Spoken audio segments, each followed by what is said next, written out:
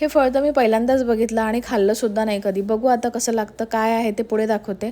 माझे दोन्ही चष्मे आलेले होते आणि हे बघा मी जे रॅप करून ठेवलेलं आहे ना, हे ग्रीन कलरचं होतं. पण याचं नाव काय आहे तुम्ही मला कॉमेंट करून सांगा. आणि हे फळ मग कट केलं आणि सगळ्यात पहिले एक्साइटमेंट मायराला होती म्हणून तिला कट करून दिलं त्याचं साल काढून.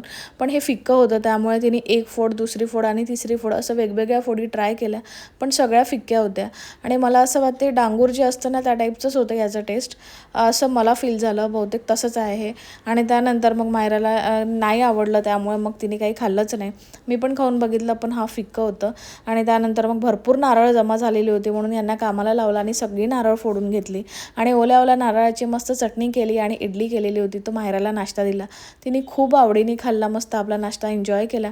आणि त्यानंतर मायराचं काम सुरू झालं ते म्हणजेच टाईमपास, इकडून तिकडे फिरायचं आणि गप्पा गोष्टी. ही तिची फ्रेंड आहे नोबिता आणि काय सांगत असते तिला आणि काय शिकवत असते माहिती नाही, तिचं तिलाच माहिती.